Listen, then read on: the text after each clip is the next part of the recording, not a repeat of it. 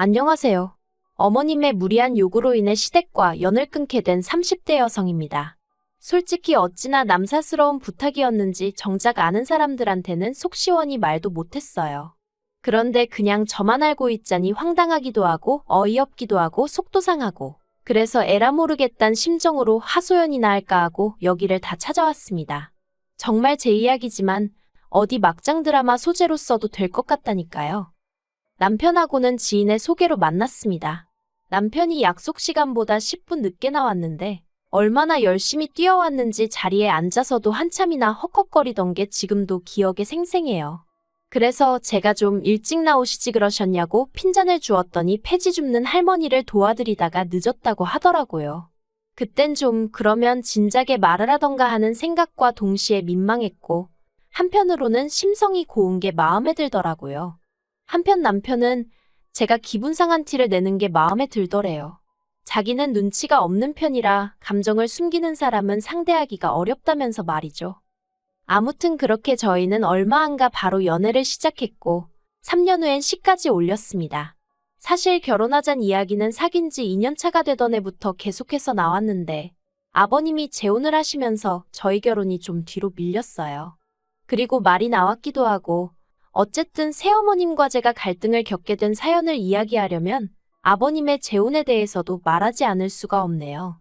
남편에게는 두 분의 어머님이 계신데 한 분은 얼마 전 돌아가신 어머님이시고 새어머님은 아버님과 재혼하신 지 얼마 안 되신 분이세요. 그리고 일단 낳아주신 어머님에 대하여 조금만 이야기를 하자면 낳아주신 어머님께선 남편이 대학교를 졸업할 때 불의의 사고로 돌아가셨습니다. 퇴근하는 아들, 그러니까 저희 남편이 오징어 볶음을 좋아하니까 그걸 해주시려고 낮에 시장에 다녀오시다가 졸음운전을 하던 덤프트럭에 치이셨대요. 그리고 사고가 워낙 심각했던지라 치료 한번 제대로 받아보지도 못하시고 그대로 세상을 떠나셨다고요. 반면에 새어머님은 아버님과 취미생활을 하다 만나셨다 들었습니다. 저희 아버님은 젊은 시절부터 춤을 그렇게 좋아하셨는데 하루는 아버님이 다니시던 댄스학원에 지금의 새어머님이 회원으로 오셨다대요. 아버님이 말씀하시길 사람한테서 그렇게 빛이 나는 건 처음 봤다 하시는데 저는 뵌 적은 없었지만 그래도 괜히 돌아가신 어머님이 생각나기도 하고 왠지 마음이 씁쓸하더라니까요. 아무튼 아버님은 새어머님께 첫눈에 반하셨답니다. 그래서 정말 열심히 쫓아다니셨고 결국 어머님의 마음을 얻는 데 성공하셨다나요. 그러다 아버님이 남편에게 당신의 교제 사실을 밝힌 건 솔직히 말하자면 어쩔 수 없는 계기가 있었기 때문이었어요. 남편이 아버님 통장 정리를 하다가 3천만 원이랑 큰돈이 비는 걸 알게 되었고 그 돈이 어디로 갔는지 혹시 무슨 사기라도 당한 건지 아버님께 말씀 좀 해보라며 어르고 달래다가 그 돈이 지금의 새어머님한테 흘러간 걸 알게 되었고 당시에 놀랐던 남편은 아버님이 꽃뱀에게 당한 줄 알고 경찰에 신고해야겠다 난리를 쳤던 모양이에요. 그러자 아버님이 꽃뱀이 아니고 여자친구라고 말씀하셨다는데 아무튼 그래서 남편이 정말 충격이 이만저만이 아니었답니다. 그렇게 빨리 어머님을 잊으실 거라곤 상상도 못했다면서 게다가 그 짠돌이 아버님이 여자한테 3천만 원씩 퍼줬다는 사실이 믿기지가 않았다나요. 그리고 저도 얼마 지나지 않아 새어머님을 뵙게 되었는데 그건 바로 제가 아버님께 정식으로 인사를 드리러 갔던 날이었습니다. 사귄 지 2년 만에 남편에게 프로포즈를 받고 이후로 본격적으로 결혼 이야기를 주고받게 되면서 당연히 아버님도 찾아뵙게 되었죠. 참고로 예전에도 식사는 두세 번 같이 한 적이 있었지만 그땐 어디까지나 여자친구였지 한 가족이 될지 안 될지는 모르는 상황이었어요. 그러니 딱히 특별한 대화를 나눈 것도 없었네요. 한편 약속 당일 자리에 나오신 아버님은 혼자가 아니셨습니다. 꽤나 젊어 보이는 여자분이 아버님 팔에 팔짱을 꼭 끼고 있었거든요. 이미 남편에게 들어 아버님께 교제 중인 여자분이 계시다는 건 알고 있었지만 제 예상보다 훨씬 젊은 여자분을 보고 좀 당황했던 게 사실이에요. 그리고 이건 저뿐만이 아니었습니다. 남편도 무척 놀란 눈치였거든요. 하지만 아버님만큼은 뭐가 그리 좋으신지 혼자서 싱글벙글. 아무튼 그렇게 네 사람이 마주 앉았고 이런저런 대화가 오가기 시작했습니다. 그런데 문제는 호칭이었어요. 아직 두 분이 결혼을 하신 게 아니니 어머님이란 호칭은 가당치도 않았고, 그렇다고 여사님이라고 부르자니 너무 젊고, 그렇다고 언니라고 할 수도 없고, 그리고 제가 이런 고민을 할 정도였으면 저희 남편은 어땠겠어요. 남편을 힐끗 쳐다봤는데 아니나 다를까 남편도 난처한 기색이 역력했습니다. 그래서 저희는 가능한 그분을 부르지 않고 조심스레 대화를 이어갔는데 그게 아무래도 아버님 눈에 무척이나 거슬렸던 모양이에요. 아버님이 굉장히 못마땅하신 표정으로 당신하고 진지하게 만나는 사람인 만큼 예를 갖추라고 호통을 치셨으니까요. 그런데 문득 그런 아버님을 보고 있자니 저도 짜증이 확 나는 거예요. 뭐랄까. 어쨌든 이 모임의 목적은 저를 소개하고 저희 둘의 결혼에 대해서 이야기를 나누는 것이었는데 아버님이 여자분과 같이 나오시면서 저나 저희 결혼에 대해서는 제대로 한마디 얘기도 못하고 그냥 상황 자체가 황당하더라고요. 하지만 그게 다가 아니었습니다. 그날 분위기가 어쨌건 간에 아버님이 결혼하지 말라 소리는 안 하셨기에 저희는 결혼을 허락받았다고 생각했고 그래서 천천히 하나씩 결혼 준비를 해나가기 시작했는데 며칠 후 난데없이 아버님께서 저희 둘을 집으로 오라셨습니다. 결혼에 대해서 할 이야기가 있다 하시면서 말이죠. 갑자기 내가 어디가 마음에 안 들기라도 하셨나? 결혼하지 말라는 건가? 뜬금없이 그런 연락을 받으니 정말 별의별 생각이 다 들대요. 그리고 제 불길한 예감은 어느 정도는 들어맞았습니다. 아버님께서 결혼을 당장은 하지 말라셨으니까요. 아버님께서는 저희가 결혼하기 전 새어머님과 재혼을 먼저 하고 싶으시다 하셨습니다. 그래야 저희가 결혼할 때 혼주석에 새어머님이 앉으실 수도 있고 화촉점화도 하고 비록 남편을 낳아주시고 길러주신 어머님은 아니지만 그래도 당신과 결혼하면 남편에게는 어머니가 되는 게 맞으니 기왕이면 그런 경사스러운 날 어머니 자리에 앉으면 좋지 않겠냐는 저로서는 납득 안 되는 이야기를 하시더라고요. 그래서 제가 그냥 비워두고 하는 게 그림이 좋지 않겠냐고 한마디 했는데 아버님께서 그건 제가 정할 문제가 아니라면서 저더러 조용히 하라셨어요. 제 결혼식인데 저는 말할 권리가 없다니 어처구니가 없었죠. 아무튼 그래서 결국 아버님이 먼저 식을 올리셨습니다. 아버님은 재혼이셨지만 새어머님은 초혼이란 이유로 식도 정말 거하게 치르시대요. 솔직히 저는 아버님이 새로운 출발을 하시겠다는 게 잘못된 건 아니지만 그래도 이렇게까지 삐까뻔쩍하게 할 일인가 싶은 게 제가 꽉 막힌 건진 몰라도 왠지 남들 보기가 좀 그렇더라고요. 정작 당사자인 아버님은 신이 나서 그런 건 안중에도 없으신 눈치였지만요. 남편도 이때는 자포자기한 눈치였어요. 말린다고 말려질 분들도 아니고 그러니 좋은 게 좋은 거라고 두 분 금슬 좋은 게 어디냐? 노년에 마음 맞는 사람하고 같이 늙어가는 것도 복이지 않냐? 우리 아버님은 참으로 복 받으신 양반이다 그렇게 생각하자 했죠. 그리고 정확히 1년 뒤 저희도 마침내 식을 올렸습니다. 그런데 아버님이 저희 결혼할 때 1억을 준다 하셨는데 막상 때가 되니까 얼렁뚱땅 횡설수설하시며 딱 3천 주시더라고요.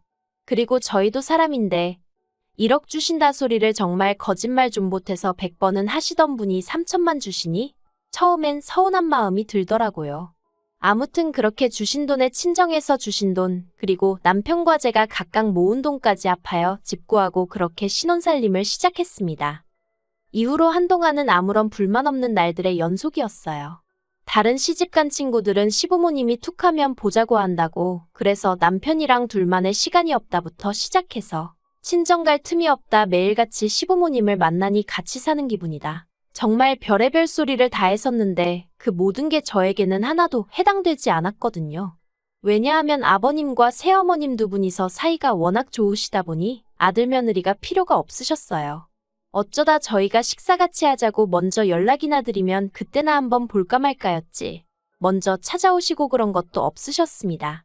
그리고 여담이지만 아버님 말씀이 집에서 아무것도 안 하고 새어머님만 보고 있어도 좋다 하셨거든요. 그러자 남편이 씁쓸한 표정으로 돌아가신 어머님 생각은 이제 하나도 안 나는가 보다고. 어쩌면 저렇게 환하게 웃으실 수 있는지. 내 아버지지만 신기하기도 하고 그렇다고 그러대요. 그래서 제가 남편더러 그랬죠. 언제까지 처져 계시는 것보다야 낫지 않냐?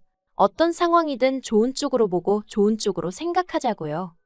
그런데 이걸 정말 어떻게 말을 해야 하나 싶은데 제가 결혼한 지 반년 만에 아이를 가졌거든요. 그래서 양가에 알리고 축하받고 뭐 난리도 아니었는데. 정확히 2달 후에 새어머님도 아이를 가졌다는 소식이 들려왔습니다. 처음 그 이야기를 듣고는 전 제 귀를 의심했어요. 아버님 연세가 있는데 어떻게 아이가 생겼다는 건지, 그게 가능한 건가? 정말 별별 생각이 다 들더라니까요. 아무튼 그래서 저와 어머님이 거의 2달 차이로 출산도 같이 했어요. 기분이 좋지가 않았죠. 그냥 모르겠어요. 신경 쓰지 않으려고 해도 어머님이 뒤에서 계속 쫓아오는 기분이었다고 해야 할지. 그리고 곰곰이 되짚어 볼수록 이게 보통 일이 아니더라고요. 어쨌든 비록 엄마는 다르지만 남편에게는 동생이고, 그럼 저에게는 아가씨인데, 저랑 30살도 넘게 차이 나는 어린애한테 아가씨 소리를 해야 한다고 생각하니 처음 새어머님 만났을 때 뭐라고 불러드려야 하나 고민할 때랑은 비교도 안 되게 속이 답답하더라고요. 게다가 또 저희 딸한테는 아가씨가 나이는 동갑인데 호칭은 고모더라고요. 잘못된 건 아니었지만 애 입장에선 퍽이나 난처하겠구나 싶었죠. 하지만 이게 전부가 아니었습니다. 저를 더 미치게 만든 일은 이후에 벌어졌으니까요. 어머님이 워낙에 노산이시다 보니 고생을 많이 하신 건 사실이에요. 그렇게나 자연분만을 하고 싶어 하셨는데 병원에서 안 된다고 해서 제왕절개하셨고, 그 와중에 피를 너무 많이 흘려서 수혈도 받으시고. 그런데 그건 냉정하게 말하면 어머님 사정이잖아요. 그걸 제가 어떻게 보상해드릴 일은 아니었다는 거죠. 하지만 어머님은 너무너무 힘드셨다면서 조리원에서 나오시기가 무섭게 저희 집을 찾으셨고, 저더러 아이 하나 키우나 둘 키우나 다르게 뭐가 있냐며 쌍둥이 애들 키운다 생각하고 어머님 딸, 그러니까 아가씨랑 저희 애를 저더러 도맡아 키우라셨습니다. 황당하대요. 그 자리에는 아버님도 계셨고 남편도 있었지만 그런 새어머님의 말도 안 되는 이야기를 제지하는 사람이 없다는 것도, 그리고 별일 아니라는 듯이 얘기하는 새어머님도 다들 제정신이 아닌 것 같았어요. 생각할수록 화나고 열받고 황당하고, 도무지 단어 하나로는 그때 제 안에서 끓어오르던 분노를 표현할 수가 없네요. 그래도 저는 최대한 좋게 거절하려 했습니다. 그저 저희 애 하나 키우는 것도 지금 힘들어 죽겠는데 아가씨까지 제가 어떻게 키우냐. 제 입장도 생각 좀 해달라. 그렇게만 얘기했죠. 그랬더니 아버님이 며느리도 자식인데 효도해야 할 거 아니냐입니다.